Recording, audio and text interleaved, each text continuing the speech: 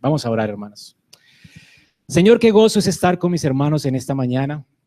Realmente es un deleite para mí, Señor, cada día del Señor, preparar nuestros corazones para estar delante de ti. Señor, gracias porque nos has librado de la esclavitud, de la cautividad. Señor, no tenemos esta nostalgia que tiene el salmista. Hoy podemos tener un lugar donde congregarnos y reunirnos como tu pueblo. Somos uno en Cristo, tenemos un bautismo, un solo Señor, una sola fe. Y estamos aquí, Señor, dándote gracias por eso. Gracias porque nos has unido, nos has dado libertad del pecado, libertad de este mundo y nos da la libertad de poder venir hoy a adorarte. Señor, prepara nuestros corazones. Señor, porque hoy no podemos decir con nostalgia cuánto nos hace falta Sion. Señor, te amamos y amamos la iglesia y gracias por permitirnos hoy, como día tuyo, congregarnos delante de ti. Gracias, gracias por darnos hambre y sed de justicia. Gracias por proveer este día en medio de un oasis, en medio de una semana de desierto, para poder juntos regocijarnos en tu iglesia, juntos en tu salvación, juntos en Cristo. Señor, es importante para nuestras almas venir cada domingo aquí, Señor, para tomar refrigerio, refresco, para alentarnos mutuamente al amor y a las buenas obras. Gracias, Señor.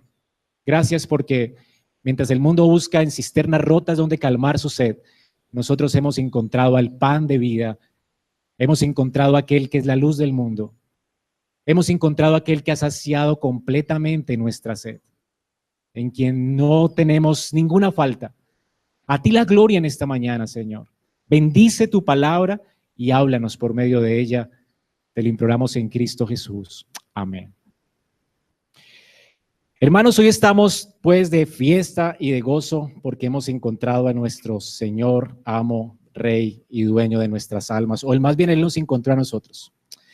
Vamos a abrir nuestras Biblias entonces en el libro de Juan, en el Evangelio de Juan, capítulo 1.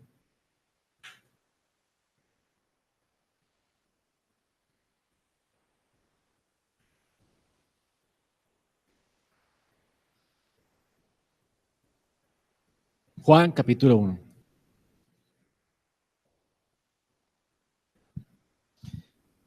Juan 1, versículos del 35 al 42 va a ser nuestro tema, nuestro sermón esta mañana. Dice así la escritura. El siguiente día otra vez estaba Juan y dos de sus discípulos. Y mirando a Jesús que andaba por allí, dijo, he aquí el Cordero de Dios. Le oyeron hablar los dos discípulos y siguieron a Jesús. Y volviéndose Jesús, viendo que le seguían, les dijo, ¿qué buscáis? Ellos le dijeron, Rabí, que traducido es maestro, ¿dónde moras? Les dijo, venid y ved. Fueron y vieron dónde moraba y se quedaron con él en aquel día porque era como la hora 10:00. Andrés, hermano de Simón Pedro, era uno de los dos que había oído a Juan y había seguido a Jesús. Hallando primero a su hermano Simón, le dijo, hemos hallado al Mesías, que traducido es el Cristo.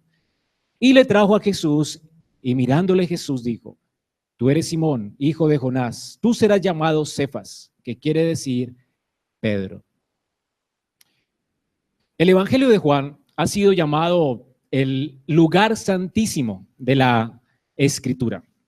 Ustedes saben que en el templo de Israel había un lugar especial donde nadie más podía entrar. En ese lugar especial era donde Dios hablaba al pueblo por medio de un sacerdote, ¿recuerdan? Solamente el sacerdote podía entrar cada año a ese lugar santísimo con sangre de un animal para hacer expiación por los pecados y para escuchar la voz de Dios en ese lugar. Ese lugar santísimo estaba reservado exclusivamente para un sacerdocio. Así Dios le mostraba al pueblo la necesidad que tenían de un mediador para encontrarse con él. Pero después de Cristo, Dios, a través de la carne de Cristo, a través de la muerte de Cristo, rompió ese velo que nos separaba de Dios y en la cruz del Calvario, Él nos volvió, o más bien nosotros podemos volver a Dios y estar en ese lugar santísimo. Y creo que el Evangelio de Juan abre para nosotros ese lugar santísimo. El lugar santísimo donde podemos ver la gloria de Dios. El Evangelio de Juan es ese lugar santísimo de la Escritura. Así que cuando usted lee el Evangelio de Juan, lo que está leyendo o lo que está pisando aquí es tierra santa. Juan escribe este Evangelio precisamente para mostrarnos la gloria de Cristo. No hay otro Evangelio como el Evangelio de Juan. Los 3 evangelios que son los sinópticos, porque son los más parecidos entre ellos. De hecho, Juan tiene el 90% de cosas que no tocan los otros 3 evangelios. Juan no habla del nacimiento de Jesús en un pesebre. Juan no habla de cómo Dios se hizo carne o la concepción de María. Juan, de hecho, no habla de María, la Virgen, en cuanto a su concepción o en cuanto a su, la maternidad que Cristo tenía de ella. Además de eso, Juan nos habla de la circuncisión de Jesús. Aquí no vemos la tentación de Jesús por ningún lado, no hay tentaciones. No vemos a Jesús llorando en Getsemaní como en los 3 sinópticos. No existen esas luchas de Jesús contra Satanás. Juan nos muestra, y de hecho este texto que acabamos de leer, es Jesús regresando de la tentación, después de que él ha triunfado sobre Satanás. Y lo que nos muestra Juan de allí en adelante es la gloria de Cristo. Juan no nos muestra a Jesús en Getsemaní llorando gotas de sangre, recuerdan, a causa de que él iba a enfrentarse con la cruz. No, cuando Juan nos muestra a Jesús en el huerto, nos muestra a los soldados romanos cayendo al piso a causa de la gloria de Cristo. Lo que Juan nos muestra es esa faceta que los otros 3 no nos muestran, a Cristo en toda su gloria, revelándonos la gloria de Dios. Por eso Juan comienza su evangelio no en un pesebre, como los demás evangelios. Hoy el mundo celebra que Jesús nació en un pesebre, pero nos olvidamos de que Jesús no es el niño nacido en un pesebre solamente.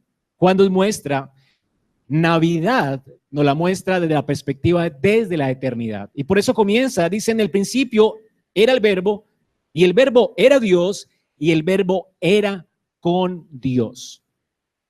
Él comienza en la eternidad. Antes de que todo fuese creado, dice Juan, ya existía Jesús. Hermanos, Jesús no es el niño que nació en un pesebre. Jesús es el eterno Jehová.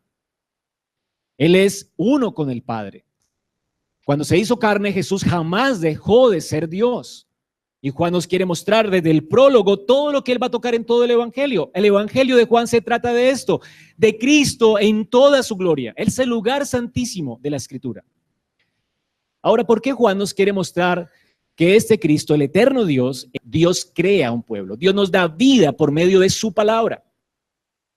Así que tenemos aquí el testimonio de Juan el Bautista, como vemos 2 personas siendo rescatadas del mundo, rescatadas de su vana manera de vivir, rescatadas de sus pecados, viniendo a la fe, y vemos los primeros frutos de la predicación de Juan el Bautista, cómo Dios está creando la iglesia por medio de la predicación pública de la palabra, pero también Dios crea un pueblo por medio de la proclamación privada de la palabra. Así que esto lo veremos del versículo 41 al 42. 2 puntos para que observen en esta mañana. Dios crea a su pueblo por medio de la predicación pública. Aquí tenemos un oficial de la iglesia, Juan el Bautista. Juan es un profeta de Dios, el último, de hecho, el último de los profetas del Antiguo Testamento. Y él ha estado proclamando a Cristo cada día desde que comenzó a bautizar. Juan dice que él comenzó a bautizar para que la gente conociera a Cristo, para que se revelara a Cristo. El propósito del bautismo de Juan era que Cristo fuera revelado a través del bautismo. Eso lo tenemos en el versículo 31, lo puede leer ahí. Yo no le conocía, mas para que fuese manifestado a Israel, por eso vine bautizando con agua. Usted puede preguntarle al texto, ¿por qué Juan estaba bautizando con agua? Para que Cristo fuese manifestado a Israel. O que en el bautismo Cristo se manifiesta a su pueblo. O sea que la razón por la cual Juan el Bautista bautizaba era para revelar a Cristo. Y el tema de predicación de Juan el Bautista una y otra vez era: yo estoy esperando el Cordero. Cuando Cristo apareció, dijo, Él es el Cordero. Y al otro día, Él es el Cordero. Él es el Cordero de Dios que quita el pecado del mundo. Y si lo ves, Juan nunca cambia su mensaje. Un predicador no puede cambiar su mensaje. Por eso Pablo dice, yo me propuse hacer una sola cosa, y es predicar a Cristo y a este crucificado, al Cordero de Dios. Él es el Cordero de Dios que quita el pecado del mundo, y lo ves en el primer día de la semana, versículo 29, al siguiente día Juan dijo, he aquí el Cordero de Dios que quita el pecado del mundo. Versículo 35, al siguiente día otra vez estaba Juan y dos de sus discípulos, y mirando a Jesús que andaba por allí dijo, he aquí el Cordero de Dios, otro día. Y así él estaba bautizando y entendiendo que su ministerio era revelar a Cristo. Y la gente quería estorbarle en su llamamiento, haciendo que él sintiera celos por Jesús. Y más adelante en el capítulo 3, él dice en el versículo 28, ustedes me son testigos de que yo dije, yo no soy el Cristo, yo soy enviado delante de él. Él es el que tiene la esposa, él es el esposo. Yo soy solamente el amigo del esposo, el que está a su lado y le oye y se goza con su voz. Y este es mi gozo está completo. Yo vine a anunciarlo a él. Un verdadero líder del Señor hace lo que hace Juan el Bautista. Un verdadero pastor señala a los hombres hacia Cristo, no hacia él. Así que Juan no está hablando de sí mismo, y Juan está contento de que la gente siga a Cristo. Así que Juan está anunciando al Cordero de Dios. Esta es la proclamación pública de la palabra. Y vemos los primeros frutos de esta evangelización. Y luego vemos el llamamiento de Pedro. Y Pedro, a través de quién o por medio de quién es llamado. No dice que él está escuchando a Juan. Noten allí el texto. Dice que él escuchó a quién hablar. A su hermano Andrés. Andrés es el que le predica a Pedro. Y Andrés no es un oficial de la iglesia. Andrés hasta aquí no había sido llamado por Jesús a ser apóstol. Era un hombre creyente como tú y como yo que quería estar con el Señor, pero una vez conoció al Señor, le predicó a su hermano en la intimidad de su familia y eso convirtió a Pedro. Así que tenemos dos puntos en este sermón.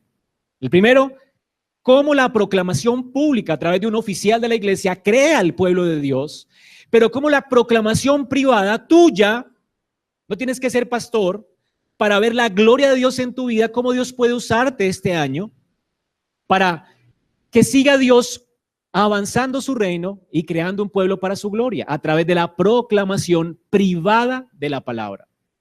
¿Tú quieres ser usado por Dios como Andrés? Hermanos, aquí están pues nuestros dos puntos. Veamos cómo Dios crea a su pueblo por medio de la proclamación pública de su palabra.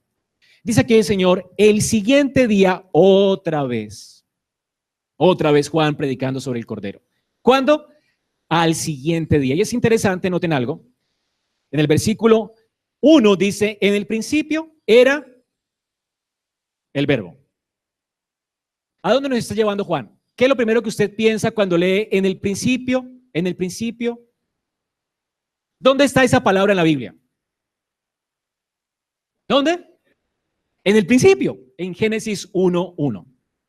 Juan quiere, de hecho, los evangelios tienen un tratamiento especial, por eso es un género único. No es una historia simplemente. Los evangelios nunca los leas como si fuera una historia o una biografía de alguien, no de la biografía de Jesús. Son testimonios, son 4 testimonios. Y es un género especial porque cada uno acomoda las cosas de una manera para llevarnos a pensar. Y Juan quiere llevarnos a pensar ¿en qué? En la creación. De hecho, nos lleva antes de la creación, en el principio, antes de que todo fuera creado. Ya existía Cristo. Él es el eterno, Jehová, que se hizo carne. Esto está en el prólogo.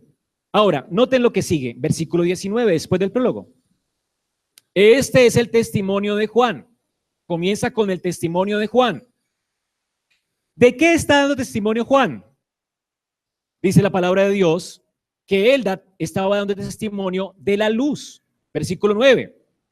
Juan 8. Juan no era la luz, sino que él vino para dar testimonio de la luz, aquella luz verdadera que alumbra a todo hombre. Y ahora Juan nos muestra cómo Juan el Bautista está dando testimonio de la luz. ¿A quiénes?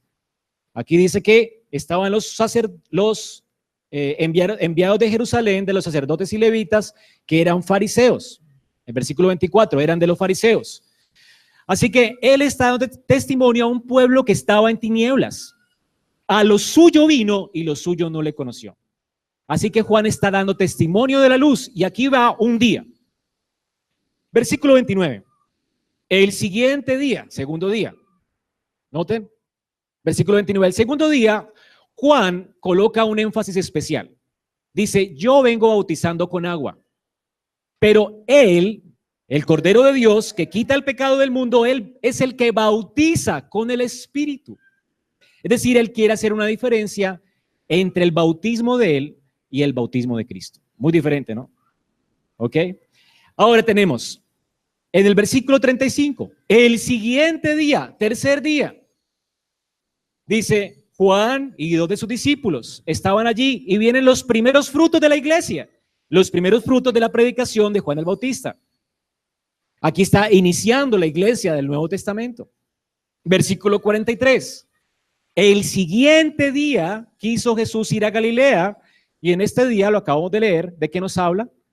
De cómo el cielo está abierto y sobre la escalera que es Cristo están descendiendo y ascendiendo los ángeles del cielo, ¿verdad? O sea que Cristo es la escalera de Jacob. Y luego, al tercer día, ¿qué sucede al tercer día? 3 días después tenemos el séptimo día. ¿Qué tenemos el séptimo día? Unas bodas en Caná de Galilea. ¿Y qué hace Cristo en estas bodas? Convierte el agua en vino, quita una vergüenza pública de esta pareja, pero dice aquí que este fue el principio de señales. Y algo importante, que si usted lo puede notar y leer después, el Señor le dice a María mujer. La primera palabra, esa palabra mujer es la misma que se usa en Génesis para Eva. Jesús está relacionando aquí a sí mismo como el hijo de la simiente que iba a dar en la cabeza a la simiente de la serpiente. ¿Se acuerdan la promesa de Génesis 3:15? Bueno, esa palabra mujer está allí en ese texto y Juan quiere llevarnos a ese evento. Él es la simiente de la mujer. Y Juan aquí nos muestra cómo Cristo en esas bodas se está anticipando a la cruz. Porque en esa cruz Cristo nos va a dar reposo. Y si usted nota, versículo 13, estaba cerca la Pascua y Juan deja de contar días. ¿No es extraño? ¿Cuántos días cuenta Juan? 7 días. ¿Cuántos días tiene una semana según la Escritura? ¿En cuántos días creó Jehová los cielos y la tierra? En 6, y al séptimo, un día de reposo. ¿Y cómo termina el texto? En un reposo. El reposo de la vergüenza de esta pareja. Cristo anticipándose a la cruz, diciéndole a su mamá, mujer, mi hora no ha llegado, refiriéndose a la cruz, en la cual nos iba a dar reposo de nuestros pecados. Y aquí termina la semana. Juan nos quiere llevar a Génesis y todavía nos sigue en Génesis después del prólogo.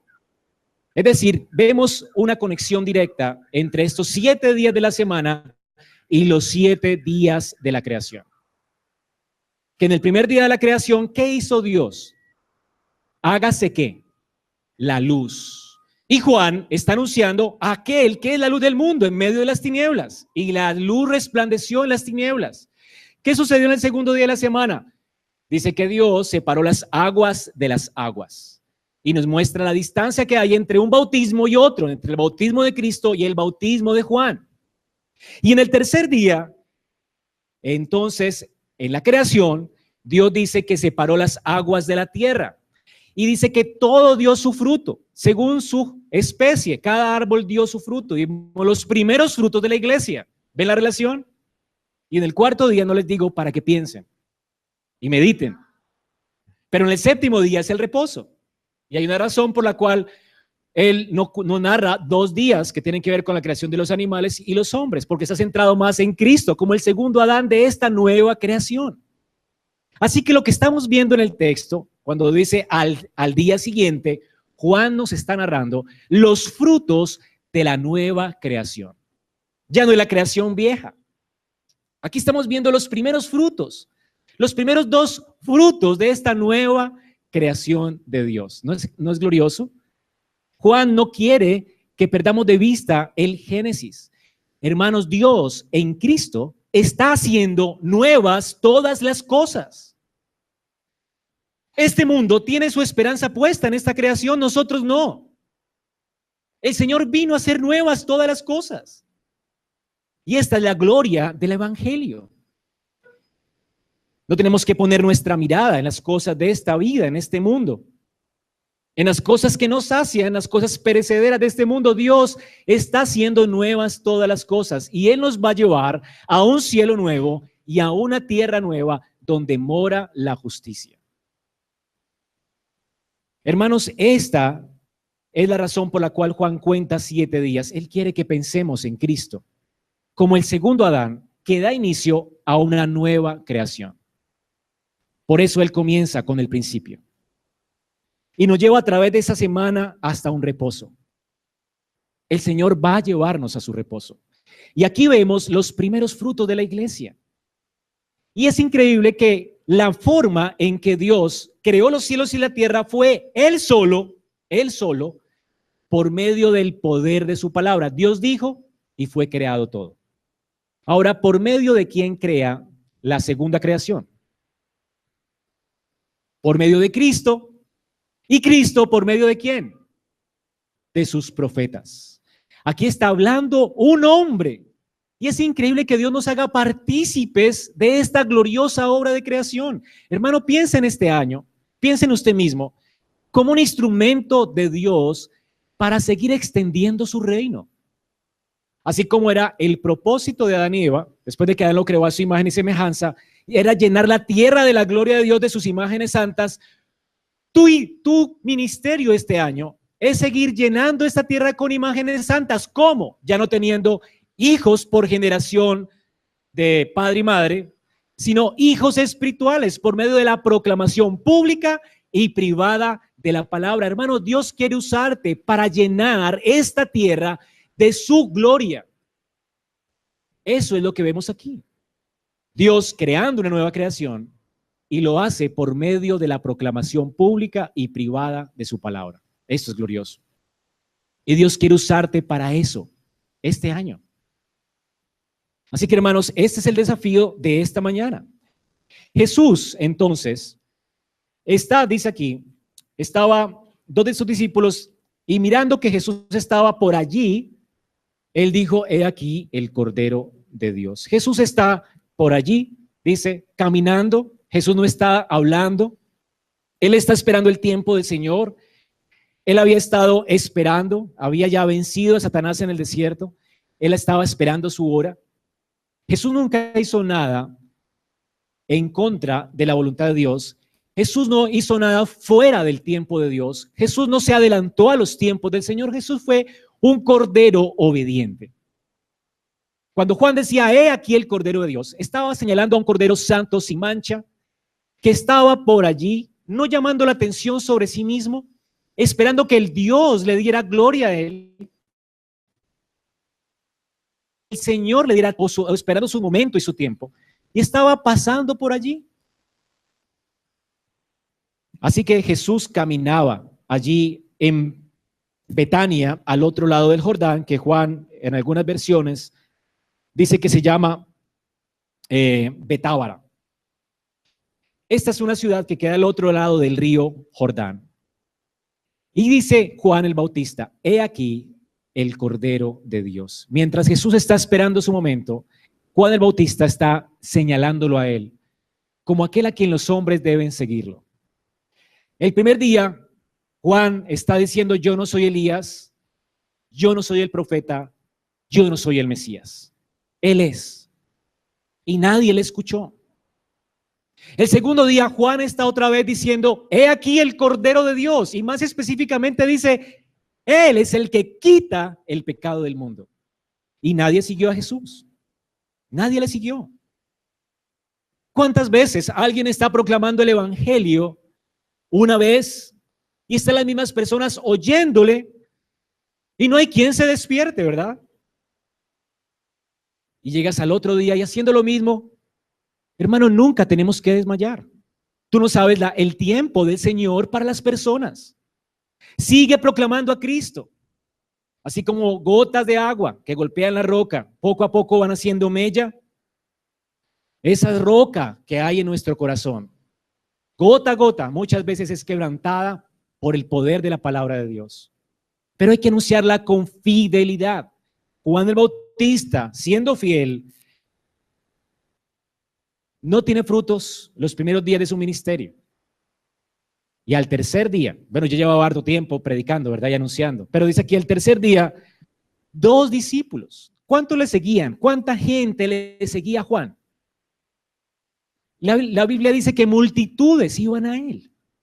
Y solamente 2, los primeros frutos de una gran cosecha. 2. Juan Carlos Rail dice, la historia de la gracia se debe contar reiteradamente, línea tras línea, precepto tras precepto. Es el goteo constante lo que desgasta la piedra. Nunca será quebrantada la promesa de la palabra que dice, mi palabra no volverá a mí vacía. Pero, dice él, en ningún lugar se dice que hará bien la primera vez que sea predicada. No fue la primera proclamación de Juan el Bautista, sino la segunda, la que hizo que Andrés y su acompañante siguieran a Jesús. Y sabemos que el acompañante es Juan, porque Juan nunca se nombra a sí mismo en este evangelio. Y de hecho, Juan dice y narra, hemos hallado al Mesías. Él mismo se incluye, es su propio testimonio. Él no se nombra. Además de eso, dice aquí en versículo 39, fueron y vieron dónde moraba y se quedaron con él aquel día porque era como la hora 10. Ahora, él se está acordando de la hora, o sea que él está narrando porque él estaba allí. Él no, ese día, esa semana, para Juan fue una semana inolvidable. Además de que nos quiere llevar a la creación, para Juan, esa semana era como si hubiese sido ayer. ¿No es acaso así cuando el Señor nos llamó a Él por medio del Evangelio? Si me preguntaras qué sucedió esa semana cuando el Señor me llamó, yo te la podría contar completa, hasta el momento especial. Para cada uno de nosotros ha sido especial ese momento cuando nos hemos encontrado con el Señor. Y para Juan fue algo inolvidable. Hasta la hora se acuerda él. Este día para Juan fue el día de quiebre en su vida. Fue el día en que él encontró al Mesías, a su Salvador. Fue el día en que su vida cambió, en que pasó de muerte a vida. Este día todo cambió para él. Todo encontró sentido en su mente. Juan va a morir anciano, después de haber sufrido por Cristo, gozoso, contento, queriendo escribir más para dejar testimonio escrito de Cristo, porque él ama a su Señor. Esto cambió su vida trascendentalmente. Nadie que se encuentra con Cristo volverá a ser igual. Es imposible que alguien que diga se encontró con el Señor, su vida siga igual o permanezca igual. El Señor, hermanos, cambia nuestra existencia. Y es algo no solamente inolvidable, es algo que realmente nos va a hacer perseverar hasta el fin. Dios, entonces, estaba viniendo a Juan en esta semana. Dice aquí, ese día, ¿qué comprendió Juan y qué comprendió Andrés? Imagínate que ellos están siguiendo a su maestro Juan el Bautista y escuchan, he aquí el Cordero de Dios que quita el pecado del mundo. Y ellos le siguieron. Dice que Juan estaba siguiendo, con Andrés estaban siguiendo al Señor. ¿Y qué sucedió? ¿Cuál fue la reacción de Jesús?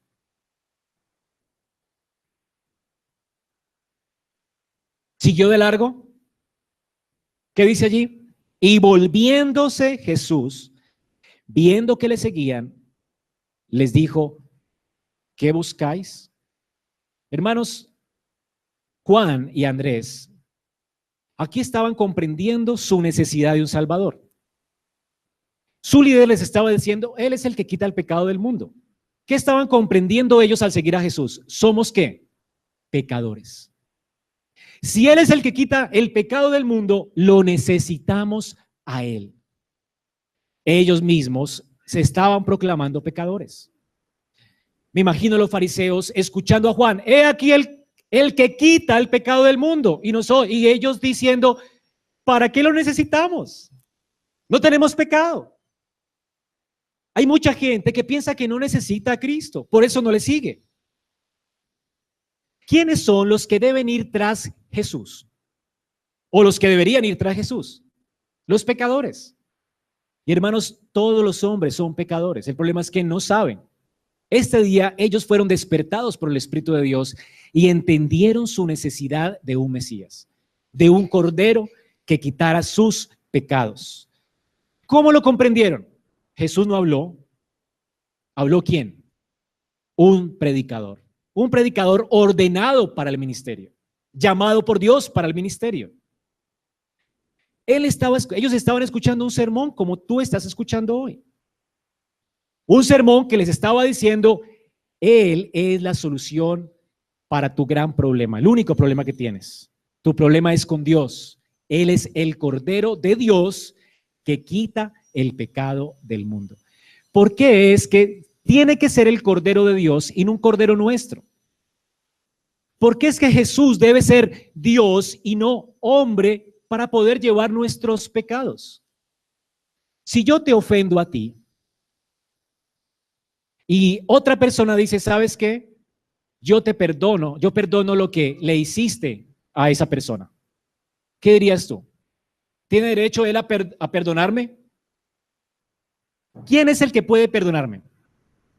El ofendido, ¿ok? Por eso es que la gente se enojaba tanto con Jesús. Cuando Jesús dice, hija, tus pecados te son perdonados. ¿Qué decía la gente? Es un blasfemo. ¿Por qué? Porque el único que puede perdonar pecados es ¿quién? ¿Cuál es la razón? Porque tus pecados, ¿a quién ofenden? Cuando tú ofendes a alguien, ¿verdad? Esa persona es la que tiene que perdonarte. Pero cuando tú ofendes a Dios, ¿quién es el que tiene que perdonarte? De hecho, cuando tú ofendes a alguien, estás también ofendiendo a Dios. Cuando tú abusas del tiempo, cuando tú eres perezoso, cuando robas, cuando fornicas, cuando adulteras, cuando hagas lo que hagas, cuando vives una vida disoluta, tú estás ofendiendo a Dios. Y el único que puede perdonarte, ¿quién es? Ahora, ¿qué es lo que están entendiendo ellos? ¿Quién es Cristo? Dios. Para que Él pueda perdonar pecados, Él tiene que ser Dios con nosotros. Por eso es que nadie tiene un evangelio si no cree que Cristo es Dios. Él no se despojó de su deidad. Él, siendo Dios, se hizo hombre. Así que Cristo era perfecto Dios y ¿qué? Perfecto hombre. Y fue a la cruz siendo perfecto Dios y perfecto hombre. Porque Él, siendo el ofendido, tomó nuestro lugar, absorbió nuestra culpa para poder hacer justicia y aceptarnos delante de Él. Por eso Juan dice, Él es el Cordero de Dios. En el Antiguo Testamento, los corderos se usaban ¿para qué? Para pasar por alto, no para perdonar. Es decir, eran típicos. Solamente cuando alguien mataba a un cordero, esa persona, si lo mataba pensando en que por hacer eso, por ofrecerle a Dios un cordero, sus pecados eran perdonados, Dios se sentía desagradado. Los judíos se volvieron cínicos haciendo esto. Entonces, el que peca y reza empata. Entonces iban, pecaban, sacrificaban el cordero y decían, ya listo, y se volvieron cínicos con esto, ¿no? Con el sacrificio de corderos. Y Dios dice en Isaías, ¿quién les mandó a ustedes a sacrificar corderos? Y ellos hubieran podido decir, Señor, tú, ¿dónde? ¿Quién fue el primero que ofreció un cordero en la Biblia? Dios. Dios. En Génesis 3, cuando el hombre estaba desnudo y se cubrió con hojas de higuera, ¿quién vistió al hombre? ¿Con qué Dios vistió al hombre? ¿Qué tuvo que suceder para vestir al hombre con pieles?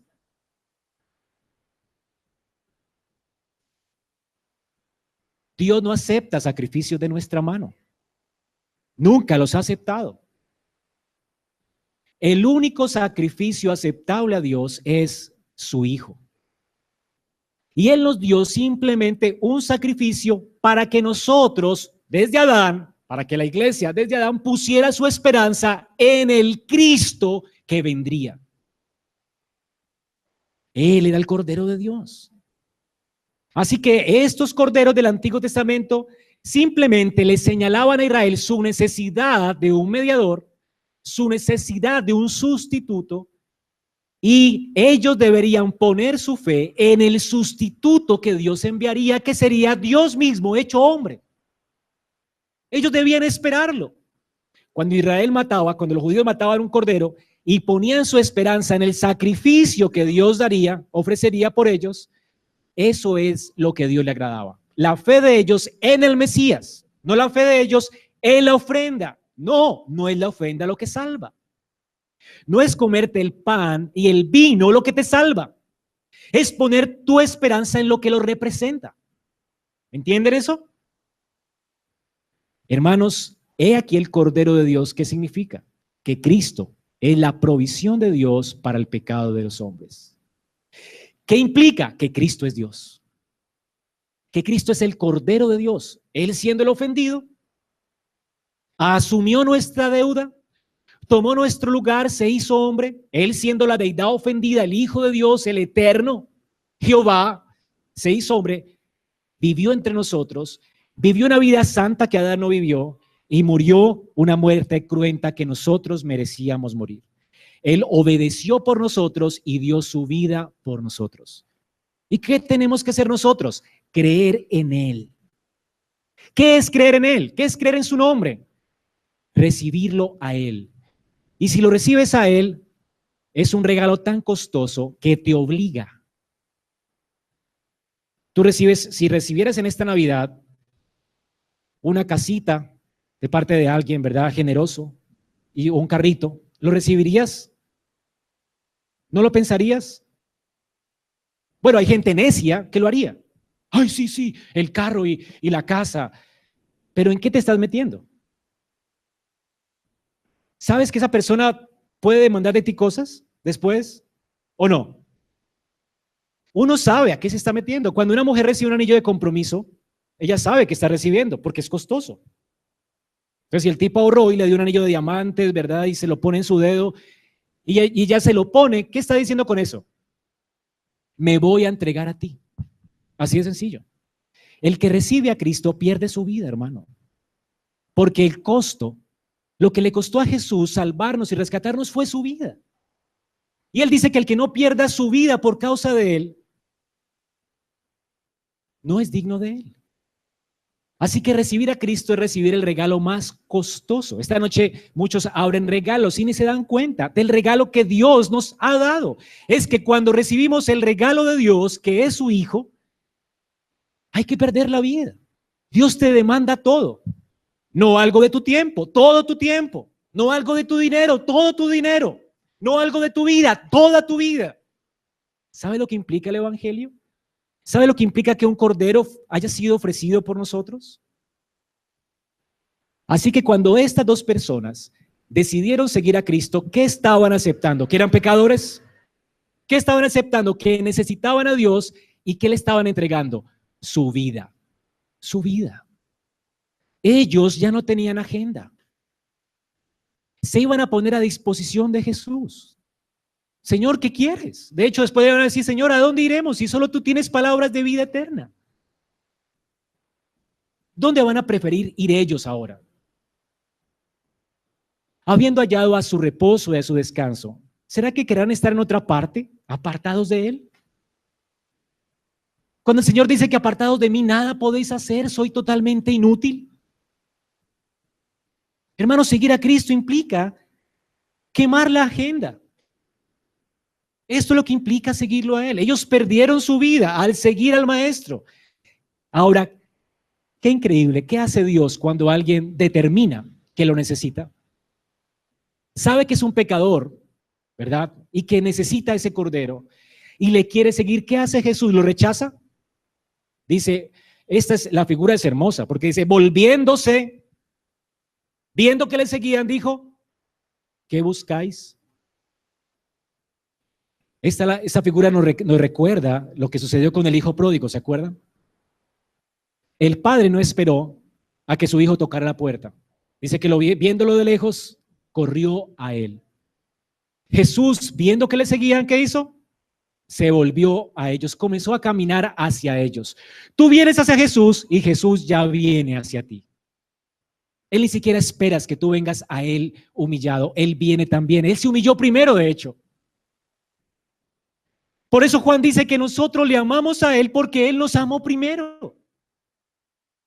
Hermanos, esto es mucha gracia. Él ni siquiera espera que un pecador se vuelva a Él. Él ya se ha vuelto a Él. Y esto es lo que significa Navidad. Dios se humilló, tomó forma de carne. Dice, Dios se hizo propicio, Dios se humilló a sí mismo para que nosotros pudiésemos acercarnos a Él.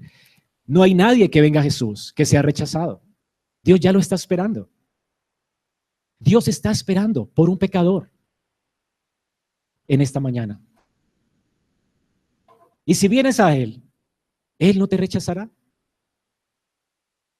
Todo lo contrario, Él ya está viniendo a ti en esta mañana. A través de su palabra, Él ya está aquí, viniendo a ti. Y le hace la pregunta del millón. ¿Cuál es la pregunta del millón? ¿Qué buscáis? ¿Qué buscáis? ¿Qué implica esta pregunta? ¿Te imaginas que alguien te diga, ¿qué está buscando? Ponte en sus zapatos de Andrés y Juan. Claro, el Señor recibe a los que le buscan, pero Él quiere que ellos examinen sus motivaciones. ¿Cuál es la motivación que tienes tú para seguir a Cristo?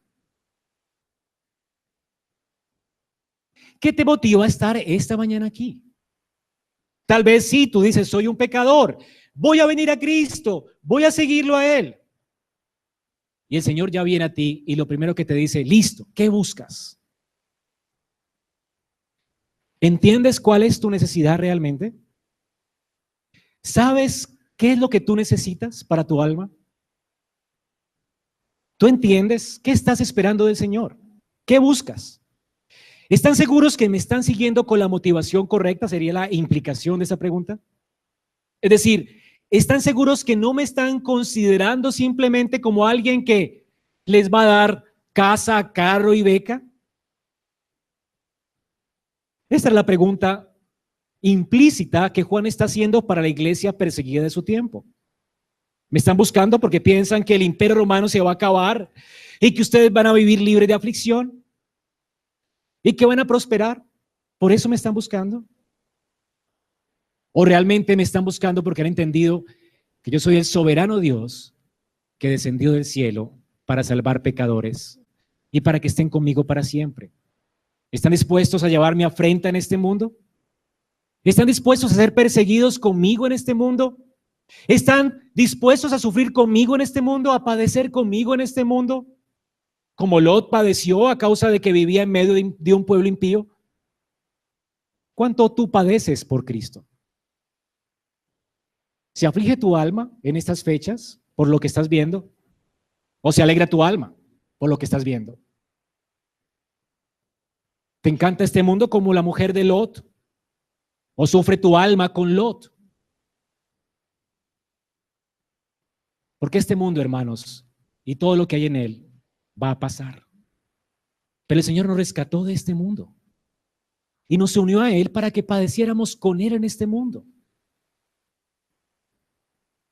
Él nos salvó para darnos casa, carro y beca y comodidades.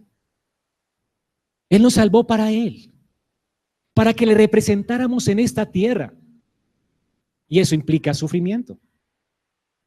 En este mundo tendréis aflicción. Pero seguirlo a Él implica que hay paz. Pero no temáis, yo he vencido al mundo. ¿No es increíble? Este mundo no se divierte, ¿verdad? Mucho. Y este mundo la pasa muy bueno en este mundo. La gente de este mundo, pero no tiene paz. Tú puedes tener la paz que este mundo busca, aunque seas perseguido, aunque seas afligido, si tienes a Cristo. ¿No es mejor esto? Él no da la paz que el mundo da. Es una paz diferente, es una paz con Dios. Es saber que tú estás en paz con Dios. Es saber que Dios está contigo. Es saber que Dios está ordenando tus pasos, que Él reina sobre tu vida, que Él enseñorea sobre ti. Es esa paz de la que está hablando aquí. Es esa la pregunta que Él está haciendo. ¿Me buscan por esto? ¿Me buscan porque han entendido su rebelión contra mí? ¿Me buscan porque han entendido que yo soy el rey que vino a darles un reino? ¿Me buscan porque me quieren seguir realmente? ¿Están conscientes de lo que implica seguirme? Morir a sí mismos, tomar su cruz y seguirme. ¿Cuáles son tus expectativas para venir hoy aquí? ¿Estás viniendo a esta iglesia por los amigos que encuentras? Tal vez que eras pareja, no sé, o te sientes solo hoy. ¿Por qué vienes aquí? ¿Cuál es tu motivación? No, es que no tengo plata y aquí me ayudan, me hacen el mercado del amor. ¿Vienes por eso? Tú no necesitas una iglesia para eso. Hay hombres caritativos en este mundo que ni siquiera son cristianos y te podrían dar más que galletas. ¿Es por eso que vienes aquí? Mucha gente seguía a Jesús por el pan. Y Él da pan. Tú tienes que venir a la iglesia para recibir sol, para recibir alimento, porque Dios dice que Él hace llover sobre buenos y malos. Si corres de aquí, Dios ayuda a la gente de otra manera, aunque no le busque, aunque sean sus enemigos, porque esa es la bondad de Dios. Por eso es que va a haber un infierno, porque todos van a tener que dar cuenta por lo que recibieron de Dios. Porque a Dios a todos da. ¿No ha pensado que alguien tiene más plata que usted y es impío? ¿Alguien se divierte más que usted y es impío? ¿No ha pensado en eso? Usted no tiene que estar aquí para que le vaya bien. ¿Qué busca? ¿Qué busca? ¿Que le vaya bien? ¿Prosperidad? ¿En serio busca eso? ¿Quieres acercarte a Jesús por el pan que Él da? Cuando delante de ti tienes el pan que descendió del cielo, ¿te quieres quedar con Cristo o con el pan? ¿Qué hicieron estos dos discípulos? Después de que le preguntaron, Señor, ¿qué buscas? El Señor le dice, ¿qué buscan? ¿Qué le dijeron ellos? ¿Es tu respuesta esta? Maestro, ¿dónde vives? ¿Dónde moras? Implícita a esta respuesta, ellos colocaron, como se dice en términos coloquiales, el balón en su cancha. Ellos no le iban a decir, Jesús, queremos, bueno, es una manera educada de decirle, Señor, queremos pasar nuestro tiempo contigo. Maestro, ¿dónde vives? Como cuando yo quisiera hablar con alguien y de manera educada le digo, ¿por qué no? Dime tu dirección, ¿dónde estás viviendo? Para visitarte un día o regálame tu teléfono. ¿Ok? Ahora, si tú no quieres que esa gente te atienda, atender a estas personas, ¿qué dirías? ¿Le das una dirección falsa? No, anota mi teléfono. Y menos desconocidos. Ellos eran desconocidos para Jesús. Jesús ni los conoce. Ahora, pero no eran desconocidos para Dios y Cristo es Dios. Ese es el punto. Ahora, siendo desconocidos para Jesús, Jesús conocía los corazones de ellos. ¿Y quiénes eran ellos? Pecadores, traidores de Estado. Habían sido rebeldes contra Él.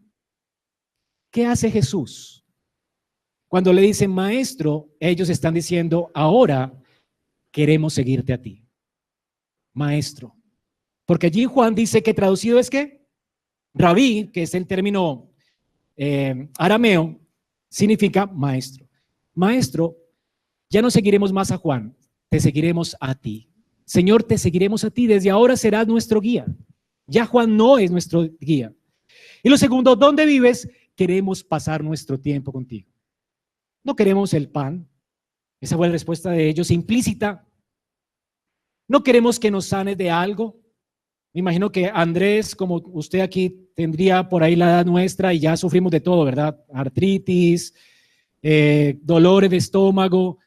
Y ellos seguramente sabían y entendían quién era Él y lo que podía hacer con el poder de su palabra. Pero ellos no le piden milagros, no están queriendo que les alimente. Ellos no están buscando eso. Señor, queremos pasar nuestro tiempo contigo. Ahora, el Señor no les dice, no les da un número de dirección falso, no les dice, visíteme otro día. ¿Qué hace el Señor?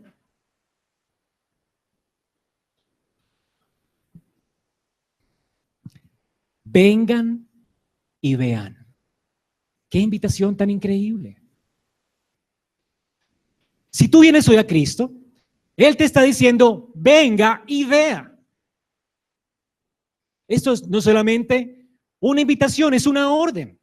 Venid, está en imperativo, y ved, otro imperativo. Es como que tus ojos sean abiertos, para que no solamente me sigan porque se sienten culpables, sino porque yo soy Dios. Él les quiere mostrar su gloria. Él les está llamando para mostrarles su gloria, para satisfacer su necesidad más gloriosa, más real, y es Él en toda su gloria va a dar su vida por ellos. Él se va a mostrar a ellos como el Mesías, el Hijo de Dios. Ahora, ellos van a pasar entonces ese día con el Señor. ¿Qué respuesta tan motivante? El Señor dice, vengan y vean. Fueron y vieron dónde moraba. ¿Y qué pasó? Se quedaron con Él aquel día. La razón, ya era tarde, eran las 4 de la tarde, como leemos ahora en Daniel, era la hora del sacrificio. Y a la hora del sacrificio, ellos ya no estaban en el sacrificio, estaban ahora con el Cordero de Dios. Qué increíble, ¿no? Cristo es el sacrificio de la tarde. Todos los sacrificios del Antiguo Testamento lo señalaban a Él y ahora ellos estaban con Él, con el que daría su vida por sus pecados. Se preguntan ustedes, ¿qué escucharon esa tarde ellos? ¿No hubieran querido estar allí? Camino de Emaús, el Señor le da un sermón a 2 de sus discípulos, ¿se acuerdan? ¿Y qué hizo Jesús? Dice que los paseó por todo el Antiguo Testamento, por la ley y los profetas, y les mostró qué cosas. Todo lo que la Escritura decía acerca de Él. Ahora, ¿qué podemos saber? ¿Qué oyeron ellos esa tarde? ¿Cuál fue la conclusión a la que llegaron ellos? ¿Qué le dice Andrés a Pedro?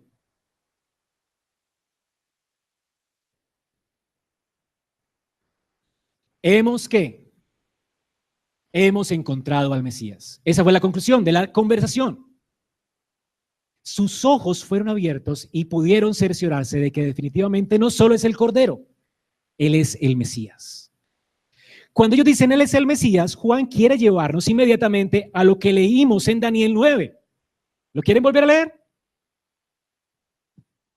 La palabra Mesías está en Daniel 9. Juan quiere llevarnos a Daniel 9. Es un hebraísmo, el Mesías. ¿Qué sucede con el Mesías de Daniel 9? ¿Quién es ese Mesías? ¿Qué es lo que ellos le están diciendo a Pedro cuando le dicen, Pedro, hemos hallado al Mesías? Pedro tenía, como judío, tenía que saber y conocer Daniel 9. Esto es lo que está implícito, Daniel 9. ¿Qué entendió Pedro que le estaban diciendo ellos?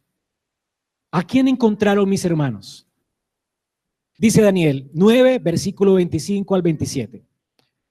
Has de saber y entender que desde la salida de la orden para restaurar y reconstruir a Jerusalén hasta el Mesías príncipe, habrán 7 semanas y 72 semanas. Volverá a ser edificada, con plaza y foso, pero en tiempos de angustia.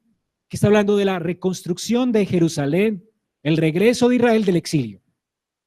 Y dice, después de las 72 semanas, el Mesías será muerto. O sea que las semanas de Daniel se cumplen ¿dónde? En la cruz.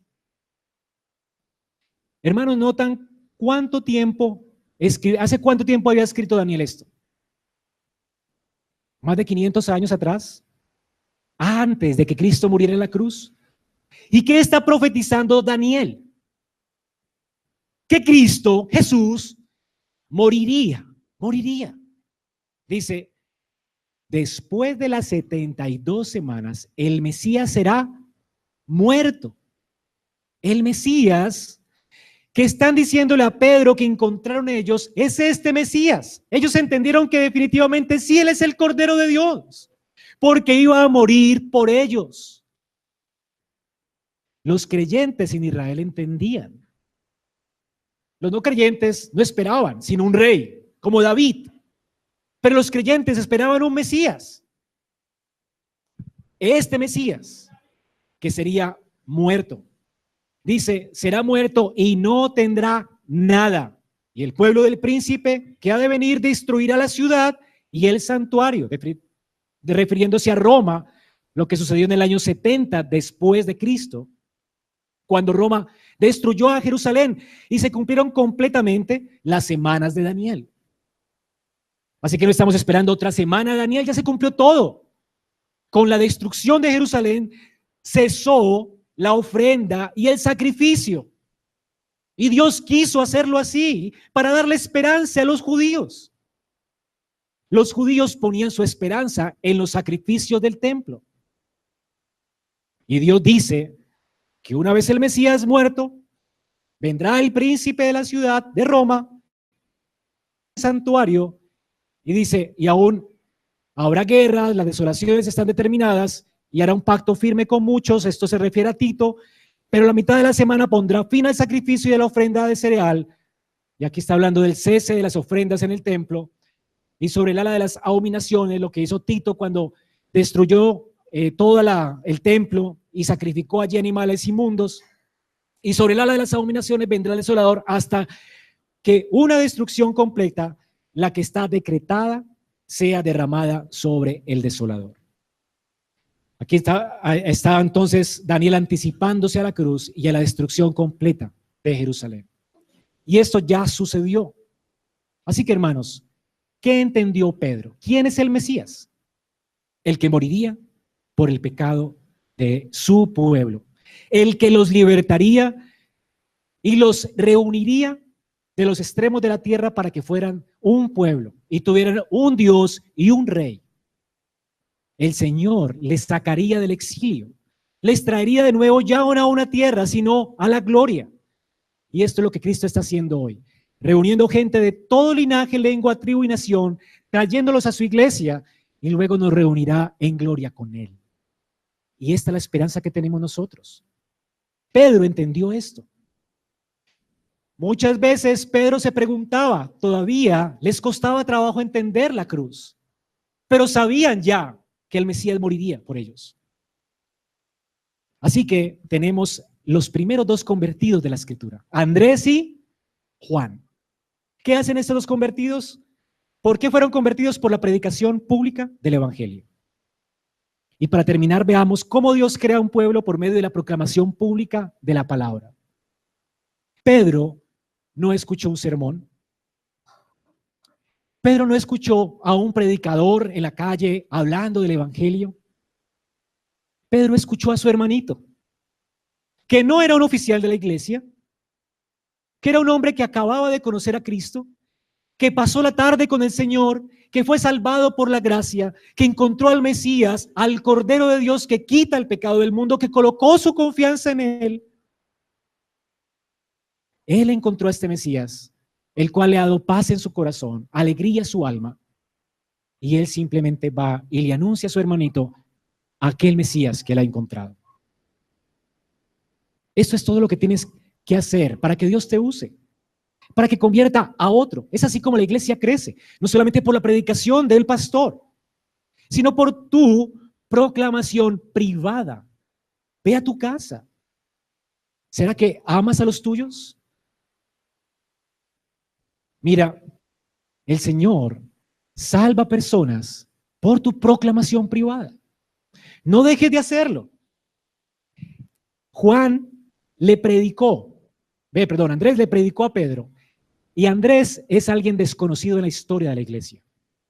Tú no encuentras a Andrés en las cartas, no encuentras a Andrés en la historia, no sabemos qué pasó con Andrés en la historia, ¿verdad? ¿De quién te acuerdas tú? Pedro, Juan, Pablo, ¿verdad? Mateo. Pero Andrés es nombrado 3 veces en este evangelio. ¿Y sabes qué está haciendo estas 3 veces? Llevando a la gente calladamente a los pies de Cristo. Tú puedes hacer esto, hermano. Andrés llevando a Pedro a los pies de Cristo. Luego lo vemos llevando a la gente que tenía hambre, llevándola a Cristo. Luego vemos que los griegos están buscando a Cristo y él va a hablar con Jesús diciéndole: los griegos te buscan, llevando a los griegos a Jesús. 3 veces en este evangelio, las 3 veces este hombre, una vez habiendo conocido al Señor, no puede dejar de proclamar del Señor. Hermano, ¿le encuentras sentido a tu vida? Aparte de proclamar y ver la gloria de Cristo en otros. De esto se trata. La Biblia nos dice aquí que ellos, habiendo llegado a su hermano Simón, le dijo: hemos hallado al Mesías, que traducido es el Cristo, y le trajo a Jesús. ¿Y qué hizo Jesús con Pedro? ¿Qué hará Jesús con un familiar que tú traigas a los pies de Cristo? ¿Qué dice? Tú eres Simón. Le señala quién es él primero. Y ahora le dice: hijo de Jonás, tú serás llamado Cefas, que quiere decir Pedro. Los nombres en ese tiempo tenían una connotación bastante fuerte. Igual que Jacob. ¿Qué significaba Jacob? Engañador. ¿Y qué hacía él? Engañar. ¿Qué era Cefas? Una hierbita arrastrada por el viento, endeble, que fácilmente te traicionaría, fácilmente.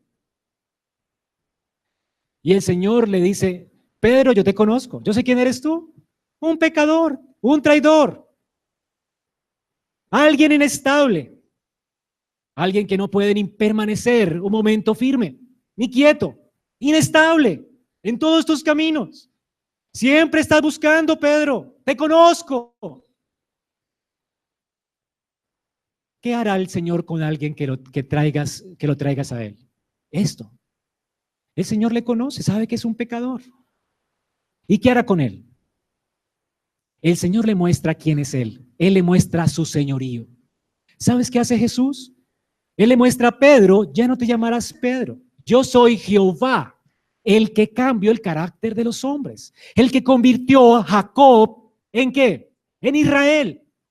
Hoy te digo, Pedro, yo, Jehová, te digo, no será más alguien llevado por el viento. Serás una roca firme que permanece. Una roca firme. El Señor está anunciando que Pedro va a ser fiel hasta su muerte. Pedro tuvo sus caídas, ¿verdad? Pero ¿quién fue Pedro? Murió fiel a su Señor.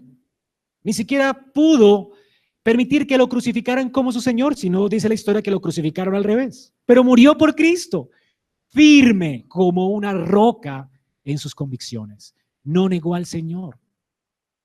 Apasionado por el Señor hasta el fin, siendo una hierba arrastrada por el viento, y ahora es parte del fundamento de la iglesia, inconmovible fundamento de la iglesia. Pedro es un apóstol. Esto es lo que hace Dios con alguien. Dios toma a alguien, algo que no es. Alguien que vive para las cosas de este mundo con su vida destruida, con afanes en su corazón, con su mente dañada por el pecado,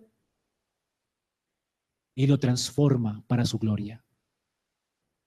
Y lo hace una roca de ese templo que Él está construyendo para hacer habitar su gloria en Él. Eso es lo que Dios quiere hacer.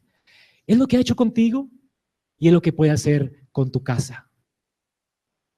Cuánto me alegro de que usted esté aquí en esta mañana. Pero no hay mayor gozo para su alma cuando usted comienza a testificar de Cristo a otros en su familia, para de Dios también en otros. Hermano, No se conforme con vivir simplemente pensando en usted. Esta vida no se trata de usted, se trata de la gloria de Dios. El Padre nuestro, ¿qué nos manda a pedir antes de pedir el pan de cada día?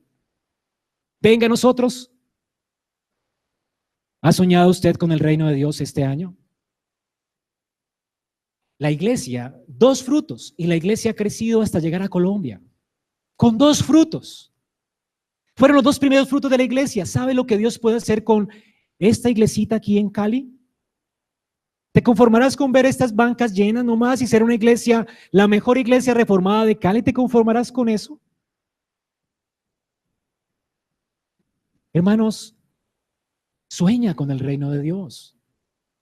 ¿Y sabes por qué no sueñas con el reino de Dios? Porque tal vez no has considerado ni siquiera lo que Dios ha hecho por ti. Porque cuando Dios salva un alma, esa alma se apasiona por el Dios que lo ha salvado. Hermanos, Jesús cambia nuestras perspectivas. Él abre nuestros ojos para que entendamos de qué se trata nuestra vida. La vida no se trata de un pequeño sueño personal, la vida se trata de extender el reino de Dios. Es por eso que trabajamos, es por eso que eres ama de casa, es por eso que estás en esta tierra, para extender el reino de Dios. Así que Dios nos cambia el nombre para hacernos instrumentos de su gloria, para que por medio de la proclamación pública y privada de su palabra, su reino crezca este año. ¿No te animas a testificar de Cristo? Dios no solamente quiere hacer grandes cosas por ti, sino Él quiere hacer grandes cosas contigo. El punto es, ¿cómo está tu alma hoy? ¿Has encontrado a Cristo como lo encontró Andrés y Juan? Porque si lo has encontrado, es imposible que sigas con esa indolencia en tu corazón. Cuando Israel estaba escondido en Jerusalén, en medio de los muros de Jerusalén, ellos no querían salir por temor al enemigo. Nadie quería salir porque estaban allí amedrantados por el enemigo. Los leprosos vivían fuera de los muros de Jerusalén, si usted ha leído esa historia. Y 2 leprosos fueron al campamento enemigo porque ya iban a perecer a causa de que les faltaba pan. Y cuando fueron, se dieron cuenta de que Dios había destruido al ejército enemigo y todos estaban muertos. Y todas las posesiones, víveres y pan estaba disponible para estos 2 leprosos. ¿Y qué hicieron estos 2 leprosos con tanto pan? Ay, saciados ahora, de vacaciones, encontramos nuestra jubilación. Y se quedaron allí viviendo en el paraíso mientras en Jerusalén la gente estaba muriendo de hambre. Esto se llama indolencia. Y no puede ser que tú, habiendo encontrado el pan, pienses que este mundo se trata de vivir en la diversión, en un paraíso. Cuando deberías soñar con abrir más iglesias, con aportar más a las misiones, con ir tú si es necesario a hacer misiones, con proclamarle a otros de Cristo. Y si acabaste con tu casa, ve al barrio, y si acabaste con el barrio, enviemos a otros. Pero no nos podemos quedar aquí, hermanos, sentados indolentes.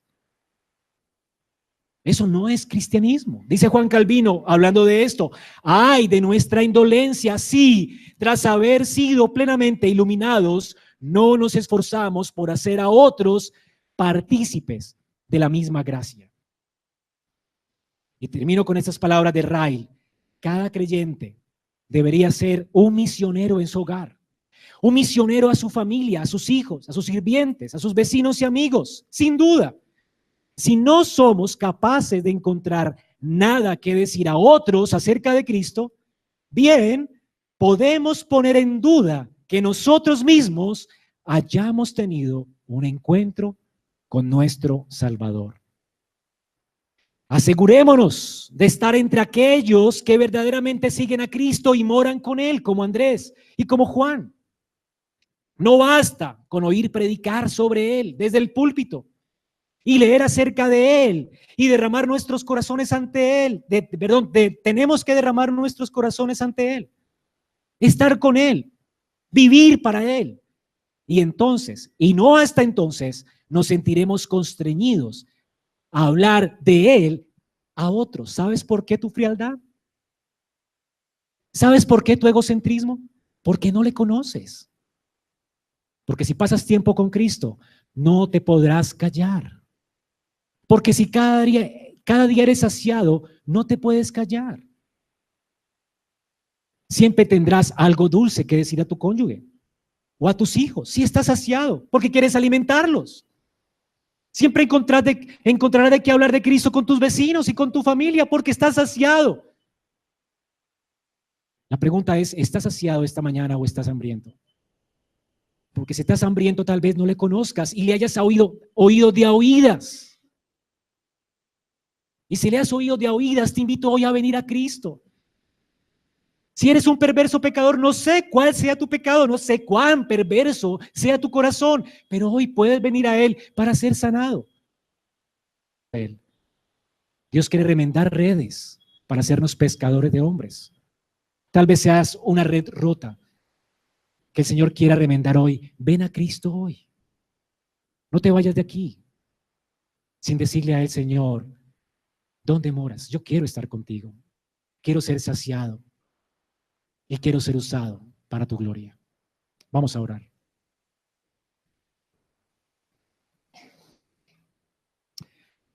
Señor, gracias por tu palabra, porque ella es viva, eficaz, y ruego que no regrese vacía a nuestros corazones. Que mis hermanos puedan entender cuánta necesidad tienen de Cristo, arrepentimiento y fe, para que creyendo en Él tengan vida eterna y para que teniendo vida eterna sean usados para tu gloria. Porque esto quieres, Señor, y por eso nos llamas hoy. Y ya estás esperándonos con los brazos abiertos como el Padre esperó a ese hijo pródigo y rebelde. Señor, aquí rebeldes quieren venir a ti. Cristo, hermano. Dile hoy allí donde está el Señor, quiero conocerte, quiero estar contigo, quiero ser saciado. Tal vez sea un leproso, pero quiero estar allí, Señor. Dando no solo tus bendiciones, pero llamando a otros a disfrutarlas. Gracia sobre gracia en tu casa, abundancia en tu casa. ¿Cómo ser indolente, Señor? Gracias, hoy ayúdanos a llamar a otros. Pues, que otros también se arrepientan y crean. Porque te lo pedimos en el nombre de Cristo Jesús. Amén.